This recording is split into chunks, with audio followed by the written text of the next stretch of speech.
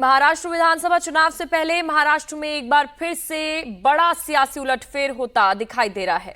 सूत्रों की माने तो अजीत पवार चुनावों से पहले घर वापसी कर सकते हैं। इस मुद्दे पर आज शाम 5 बजे एनसीपी अजीत पवार के प्रदेश अध्यक्ष सुनील तटकरे प्रेस कॉन्फ्रेंस करेंगे।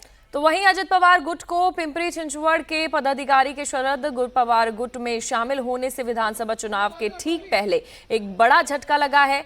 इस डैमेज को कंट्रोल करने के लिए अजित पवार ने पिंपरी चिंचवड़ के पदाधिकारियों आज पुणे में बैठक बुलाई है। वहीं अजीत पवार की घर वापसी पर शरद पवार का कहना है कि उनके घर के दरवाजे खुले हुए हैं।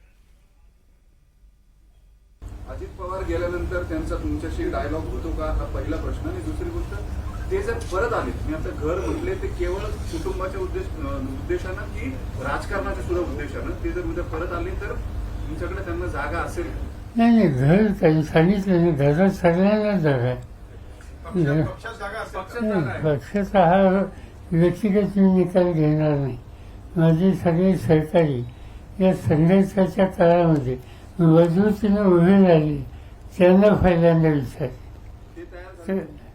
झाली तर